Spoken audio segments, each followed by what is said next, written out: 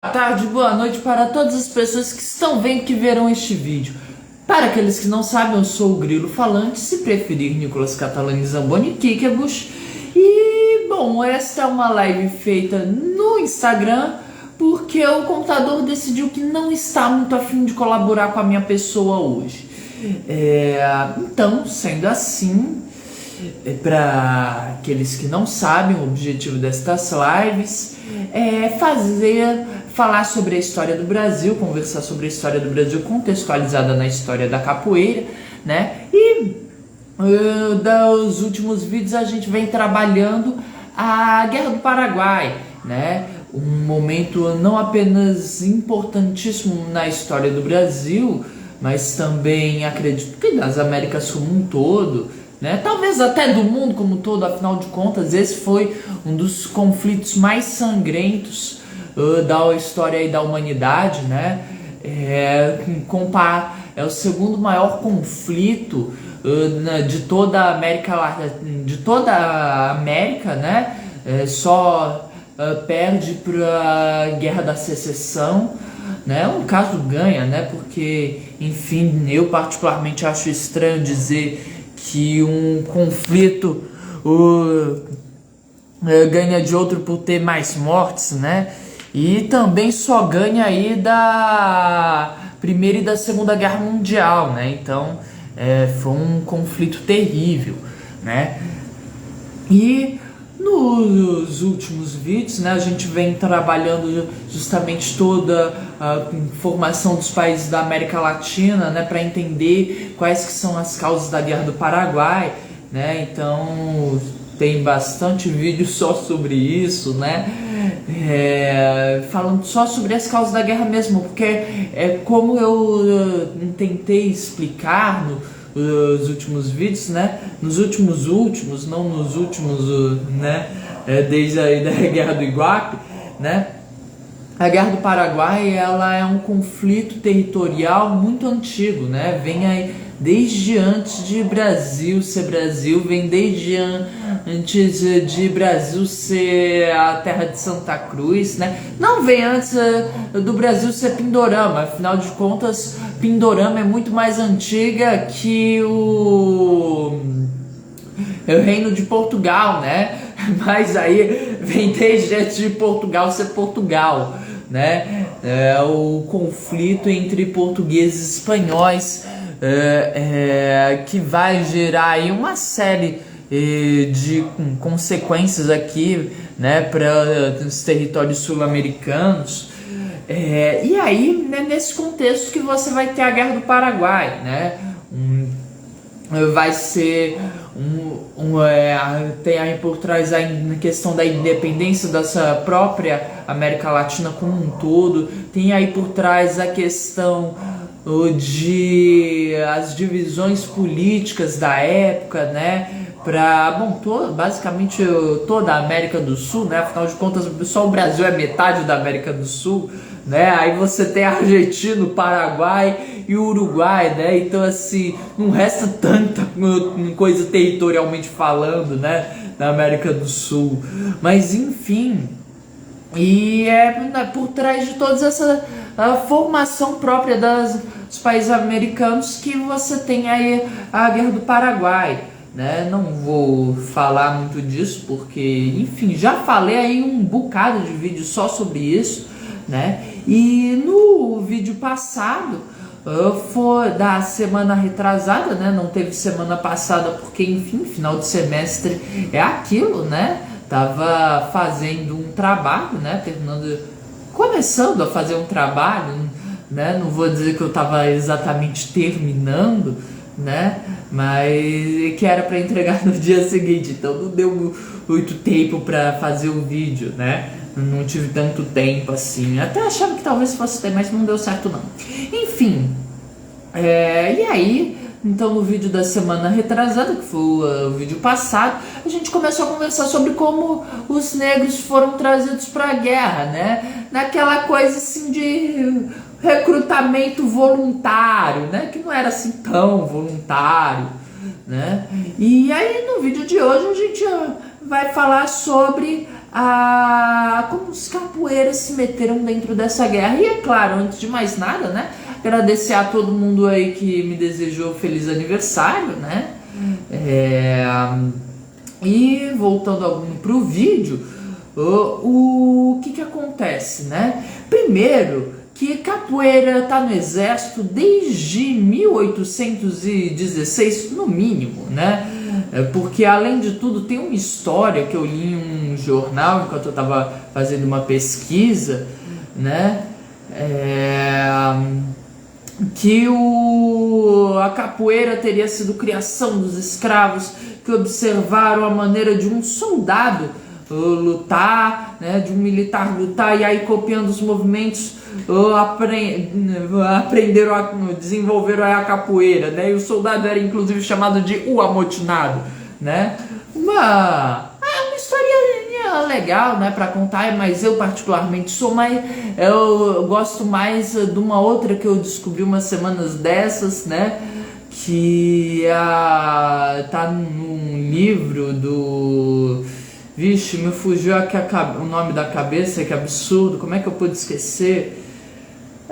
Fugiu completamente o nome da cabeça, mas que o título do capítulo é A Lenda da Capoeira, que aí, uma hora eu tenho que lembrar do nome do livro, né?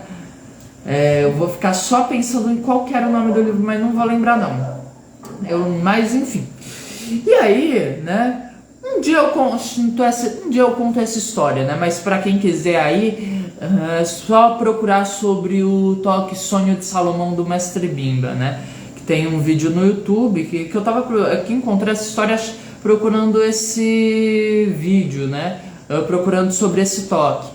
Que aí tem um vídeo no YouTube que ele demonstra como não é exatamente um cara aí demonstra como esse toque Sonho de Salomão não é exatamente um toque novo, né? E que tem a pista no livro do cara que eu esqueci o nome porque eu tô com Plácido de Abreu na cabeça, mas que não tem nada a ver. Em todo caso, então a capoeira, ela tá... a história dela, né, pelo menos no Rio de Janeiro, com a instituição militar, ela começa em 1816, né, que é quando o intendente Viana utiliza do recrutamento compulsório para se livrar dos capoeiras do Rio, né, mandando eles lá para Cisplatina na guerra contra a Artigas, sobre a qual a gente já falou, né, uma guerra em que os capoeiristas participaram e que pouquíssima gente sabe. Na verdade, pouquíssima gente também já ouviu falar dessa guerra, né? No Brasil não se comenta muito sobre essa guerra, até porque isso se entende como sendo mais uma história uruguaia do que brasileira. E aí, pulando aí para 1841, é uma coisa que eu também já falei, o Eusébio de Queiroz ele vai dar início ao recrutamento obrigatório como prática para se livrar de tudo que era indesejado, né? Inclusive, talvez principalmente os capoeiras. Só que aí o que é legal é que o tiro sai pela culatra, né? Porque os capoeiras começam a entrar no exército para fugir da repressão policial. Então, falando bem sério mesmo, tem histórias, tem uns casos aí que a polícia chegou para prender o capoeirista fugiu da polícia e entrou pro exército, né? E a partir de 1840 os capoeiros começam a entrar na Guarda Negra. Fosse uma ideia genial, né? Sinceramente, a elite brasileira, né, é nojenta, mas pensa num povo que sabe ser canalha, né? Porque para ser canalha você tem que saber, né? Não basta só querer ser canalha, você tem que saber ser canalha. Então a elite brasileira ela teve essa ideia genial. Eles literalmente institucionalizaram, né, os jagunços, né? Eles tinham lá os capangas, jagunços, matadores, né? E tinha o seguinte problema: como é que eu vou fazer para usar dos meus jagunços, capangas e matadores para me livrar de quem eu não gosto, mas sem ser contra a lei? O que eu faço? Crio a Guarda Nacional, pronto, é mais ou menos isso a Guarda Nacional, né? Porque inclusive a Guarda Nacional, por lei, não podia ser presa pela polícia, que é uma maravilha, né? Não é uma maravilha? Se os políticos de hoje tivessem a criatividade de antigamente, né, gente? Como o Brasil estaria melhor, né? Então, gente, que eu sei é isso, né? Os capoeiras estão metidos aí na instituição militar há muito tempo, né? Inclusive eu quase, mas assim, só quase posso ter certa afeição por essa instituição nojenta que é, na minha opinião, é o Exército Brasileiro, né?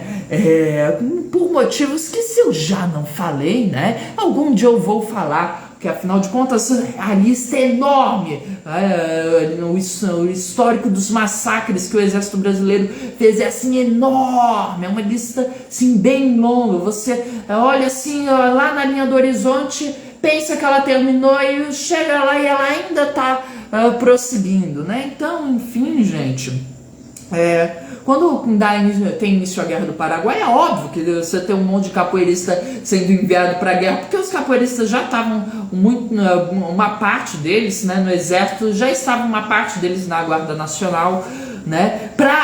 E aí, para além disso, quando você tem início ao recrutamento dos voluntários da pátria, né, de início aquele recrutamento, né, totalmente voluntário, por livre e espontânea pressão, né,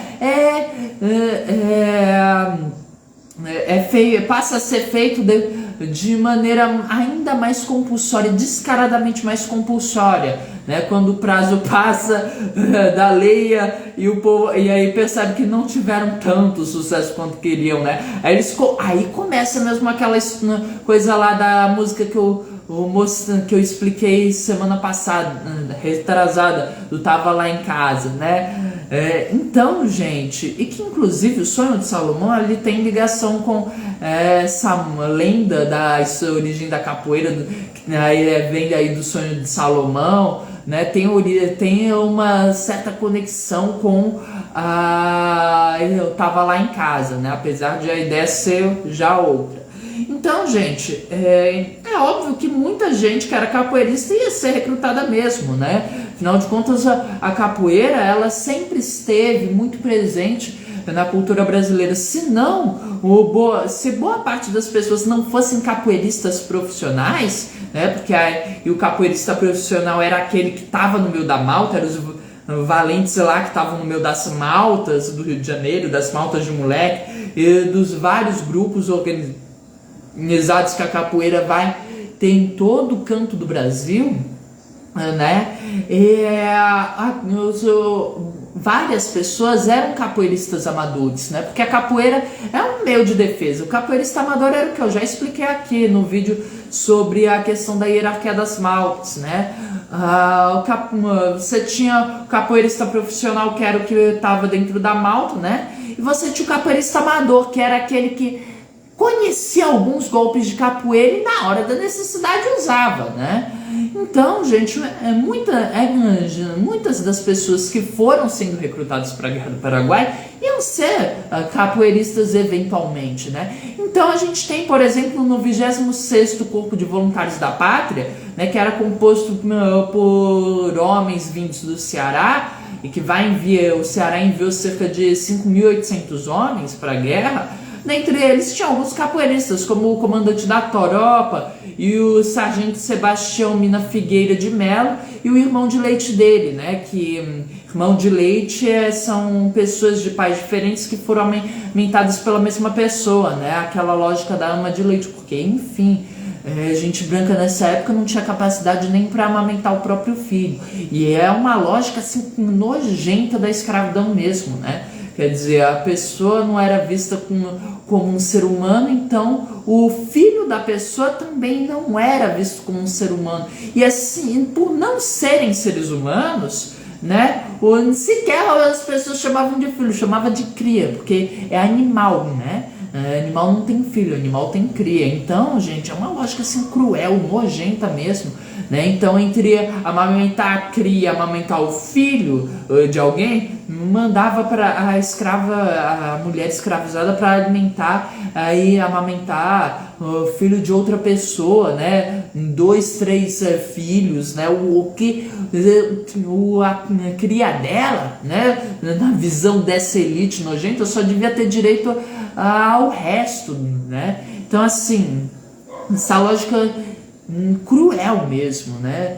Então, que as elites brasileiras, que a elite brasileira tinha e de certa forma ainda tem, né? Como toda e qualquer elite, no fim das contas. Então, gente, esses caras aí do Ceará eram capoeiras desde pequenos, né? Lutavam na areia do rio perto da Igreja da Sé e durante a noite, inclusive, libertavam escravizados presos no tronco, né? Aí, como punição por ficar soltando os escravizados, eles foram enviados para um colégio interno em Olinda. E o Manuel Querino vai contar sobre o Cesário Álvaro da Costa, que era um capoeira amador e que foi enviado para a guerra como cabo da esquadra do 7º Batalhão dos Caçadores do Exército, né? E aí ele conta que depois de um combate, o Cesário encontrou 2 paraguaios, né? Lutou com os dois com o que sabia de esgrima de baioneta, né? Para quem não sabe, antigamente você tinha a arma, né? Acho que é um tipo de espingarda, não entendo muito de arma de fogo. E aí, como levava-se 1 hora, né? Tá bom, não 1 hora, mas levava-se muito tempo, você dava um tiro, aí tinha que ficar naquele soca-soca, né? Um processo extremamente longo, né? A arma de fogo não era tão eficiente como muita gente pensa, né? Então eles colocaram uma lança na ponta da baioneta, né? Da arma, e aí, com o que ele sabia de esgrima com a baioneta, né? Ele derrotou os 2 paraguaios e aí, graças a esse ato de bravura e de outros, ele foi condecorado com o hábito da Ordem do Cruzeiro pelo próprio Marechal Conde d'Eu, né? E aí o Cesário ele vai morrer em Bagé, no Rio Grande do Sul, como capitão. Só que assim, gente, apesar de ser de fato um fator que tinha já capoeira no Exército e na Guarda Nacional, de ser um fato que os capoeiras estava entre a população em geral, então se a população em geral está sendo recrutada, o capoeira vai junto, né? Não é o único motivo, né? Tem um motivo para o Manduca da Praia passar a andar com 4 seguranças, Manduca da Praia, né? Que é um dos capoeiristas mais fenomenais de toda a história, né? Tava andando com 4 seguranças, né? Não é à toa não, é porque estavam recrutando capoeiras de maneira sistemática. Por quê? É porque capoeira é muito bom num momento de necessidade? Claro que é, né? Mas não é só por causa disso não, vamos nos iludir não, é também porque essa elite nojenta está sempre disposta a se livrar de coisas como capoeira, que são coisas de preto, né? Essa elite sempre quis se livrar de coisa da população brasileira, sempre quis se livrar das práticas negras. Então você foi assim mais, na minha opinião, muito mais para se livrar dos capoeiristas que não paravam de encher de dar dor de cabeça para essa gentalha, do que pelo fato de capoeirista ser bom no combate, né? Então, para vocês terem ideia, entre 8 de maio de 1868 e 16 de janeiro de 1869 são registrados apenas 12 prisões por capoeira, né? O que pode parecer muito, mas se você pensar... Opa, salve aí, Lampião, né? Não pode parecer muito 12 capoeiras em um período aí de 6 meses, mas se considerar que só em novembro de 1863 14 escravizados foram presos por capoeira, que é mais do que prenderam em 6 meses, tem um motivo muito simples: tinha tudo sido recrutado para guerra. Então, nesse período da Guerra do Paraguai, pelo menos no Rio de Janeiro, a gente quase não tem casos de capoeiristas, né? Porque estavam tudo na guerra, foram tudo recrutados, né? E o uso da capoeira na Guerra do Paraguai, como eu falei, tem importância sim, né? Apesar de não ser o motivo principal, né? Porque primeiro, combate corpo a corpo, o capoeirista tem muita vantagem, né? Principalmente porque a capoeira ela é uma luta que é pensada para enfrentar múltiplos oponentes, né? Então, se você... enquanto tem luta, as lutas geralmente parecem, pelo menos na minha visão, tem muito uma lógica de lutar um contra um, né? A capoeira você tem... não é uma, não é duas, não é três, não é cinco, não é 10, é milhares de histórias, tá bom? Talvez não milhares, mas assim, dezenas, talvez centenas de histórias de um capoeirista que derrotou mais de uma pessoa, né? Inclusive alguns feitos absurdos, mas que eu, como todo bom capoeira, me recuso a dizer que são exagero ou que são mentira, né? E sinceramente, aí de quem disser que não é verdade, perto de mim, que Maria dos 12 homens não derrotou 12 homens, né? Então, gente, é claro que a capoeira ela tem essa importância aí durante os combates, né? Até por causa que é aquilo, né? A arma de fogo dessa época ainda era aquela arma que você dava um tiro, precisava de mais uma meia hora para poder recarregar e dar outro tiro, né, gente? Uma coisa assim absurda, né? Então, a capoeira ela vai ter sim essa importância, né? E para além disso, é aquilo, o Brasil não tinha, nunca deu muito bola pro exército nessa época, não dava muito bola, é ótimo, não dava muita bola, né? O Brasil, o Império era muito mais ligado à marinha, como a gente vai conversar ainda melhor ainda mais pra frente, né? Então, o que acontece? O armamento do exército brasileiro de fato era precário, né? Então a gente vai ter corpos inteiros de voluntários da pátria armados apenas com antigas armas de pederneira que conseguiram ser mais lentas ainda que as baionetas e que só foram armados de verdade no fronte, né? Vai ter batalhão que vai para o Paraguai, a maior parte vai ser os chamados batalhões de caçadores, que inclusive o Cesário que eu citei, ele era do batalhão dos caçadores, né? Esses batalhões de caçadores usavam carabinas, que eram armas mais curtas e menos eficientes que as espingardas usadas pelos fuzileiros, né? Então aí você já vê a precariedade do armamento brasileiro. E lembrar que aquilo, em compensação, o Paraguai ele tinha buscado aí fortalecer o seu exército. Então, gente, a gente vai ter a participação de capoeiras durante toda a guerra, né? E que eu quero falar no final das contas, né, nos próximos vídeos, né? Mas só para dar assim um gostinho do que foi a participação dos capoeiras na guerra do Paraguai, né? Vou contar aqui só a participação de dois deles no que foi uma das mais importantes batalhas da Guerra do Paraguai, que é a Batalha do Rio Riachuelo, né? Eu poderia até cantar aquela música de novo, mas sinceramente eu já cansei, já enchi o saco de cantar a música lá do Tonho Matéria, mas para quem não sabe, só para ilustrar, né? Esqueci agora. Foi assim que se deu a Batalha do Riachuelo, um dos mais sangrentos episódios que abalou o mundo inteiro, né? Essa música aí do Tonho Matéria, que já tem uns defeitos aí historicamente falando, né? Sobre os quais eu já conversei, é só ver o vídeo da questão Cristo, da independência do Paraguai. Mas aí não é culpa do mestre, né? Porque ele se baseou numa corrente historiográfica que só foi revista há alguns anos atrás, né? Não faz muito tempo, né? Então, mas enfim, na Batalha do Riachuelo a gente teve o Marcílio Dias, que era um capoeira rio-grandense, que foi recrutado enquanto saltava em frente a uma banda militar, né? A mãe implorou para não levarem ele, mas ele foi levado para a guerra, né? Então esse Marcílio Dias devia ser um capoeira profissional, né? E aí ele sozinho a bordo do Parnaíba, né? Ele que foi cercado por 2 vapores inimigos. O que é um vapor? Vapor era o nome do navio a vapor, né? O Parnaíba foi cercado por 2 vapores. E aí começou a ser invadido pelos paraguaios. O Marcílio vai defender o navio, defender a popa do navio, né, armado só com machado, né, vai matar acho que uns 4 caras, uma coisa assim, né. O Pedro Figueiredo não menciona, né, quantos caras ele matou, né.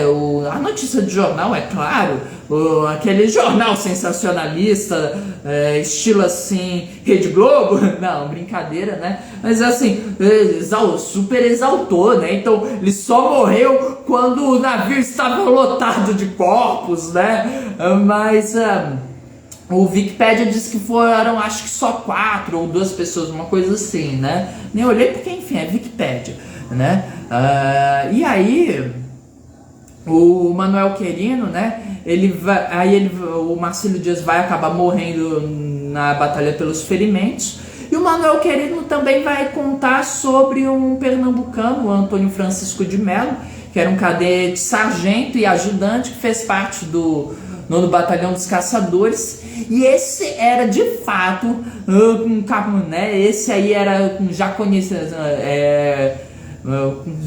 é um dos que a gente pode dizer era capoeirista profissional mesmo, né? Porque ele estando no exército, né? Ele andava com a calça fofa, um boné ou um chapéu à banda, né? O tipo da roupa de capoeira, né? Então assim, e ele era um cara assim totalmente anti-autoridade, né? Ele não gostava de receber ordens não, né? Vivia cometendo erros desacatos. Então, por não ter o comportamento esperado do soldado, você sabe como é que o soldado é, né? Marcha soldado, cabeça de papel, se não marchar direito, vai preso no quartel. Quartel pegou fogo, o bombeiro fez sinal, acorde, acorde, acorde, a bandeira nacional. Ai, música linda pra criança, né?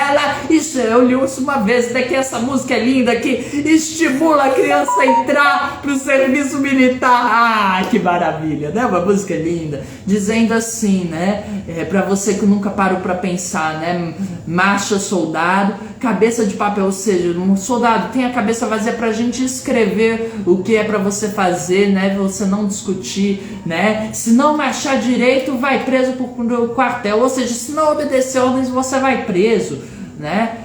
Então tenha medo aí da punição e seja um cabeça vazia, né? Seja aí uma tábula rasa, né? E o quartel pegou fogo, e agora o que vai ser do soldado? Acorde a bandeira nacional, que é mais importante do que a vida humana, né? A nação assim, como é que era? O lema aí de um certo governo fascista, né? Enfim, uma música ótima para crianças.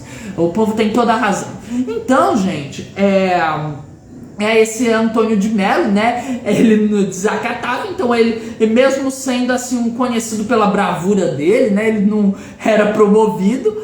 E aí esse Antônio de Melo ele vai participar da Batalha do Riachuelo justamente como parte do contingente do Corveta Paraíba, né? Não Parnaíba, é Paraíba. E aí, graças à bravura dele em combate, né? Ele vai ser condecorado e vai ser promovido ao posto de alferes. E em 1869 ele retorna para o Brasil, ainda parte do 5º Batalhão do Rio de Janeiro, ele não quis sair do exército, né? E aí o Manuel Querino inclusive disse que quando ele estava de serviço ele dizia: camaradas, sabem quem está de estado hoje? Quem está debaixo dos pés de São Miguel. Eu não tenho a menor ideia do que isso quer dizer, mas eu sei que o Manuel Querino disse isso, então fica aí para quem souber o que isso aí quer dizer, me conte, né? Também ele contou que o Antônio de Melo fazia revistas noturnas surpresa, que quem faltasse no dia seguinte tinha que correr por 2 horas, que era o único que continha soldados no dia do pagamento, né? E aí, no fim das contas, ele morreu dos estados do norte, que pode ser tanto norte mesmo, como poderia ser o nordeste, né? Às vezes o povo chamava o nordeste de norte, né? Acho que essa história de nordeste, né, desse termo nordeste, vem mais pra frente, mas com alguma das teorias aí da geografia, com o geógrafo que fez essa divisão, mas não lembro quem foi, então deixa pra lá, né? Se tiver algum geógrafo aí que presente, né, que diga aí pra mim o que foi, que eu lembro vagamente, né? Enfim, ele morreu aí como capitão, né? Pro vídeo de hoje, né, só queria contar essas histórias mesmo, né? Aí pra próxima semana a gente fala sobre os Zuavos, né? O famoso batalhão dos Zuavos da Bahia, né? E aí no vídeo seguinte a gente conversa sobre mais algumas histórias da participação incrível de capoeiras na Guerra do Paraguai, né? Em especial aí pensando mais, acho que os que eu separei aqui eram basicamente as batalhas relacionadas ao Forte de Humaitá, né? Vocês sabem, sou eu Maitá, sou eu Maitá, sou eu Maitá, sou eu Maitá, sou eu, né? As batalhas aí relacionadas ao Forte de Humaitá, gente. E eu acredito então que por hoje seja só, né? Quem escreveu que as músicas são horríveis, coitadas das crianças, que não se para de me surpreender com as músicas infantis nada inocentes, né? Enfim, para você que está surpreso com essa música maravilhosa, né? Pense aí, eu sugiro aí refletir sobre essas músicas, porque enfim, tem umas músicas realmente maravilhosas, como essa aí do Marcha Soldado, né? Então, gente, por hoje é só, até a próxima semana. O vídeo vai estar no meu canal do YouTube aí dentro de uns 15 minutos, Papo com o Grilo, né? Agradeço a todo mundo que curtir, compartilhar, comentar. E quem for lá dar visualização no meu canal, agradeço. Quem também não é inscrito, se inscrever. Por hoje é só, e até a próxima semana. Se não tiver nenhum meu trabalho me atrapalhando, porque sempre tem essa, né?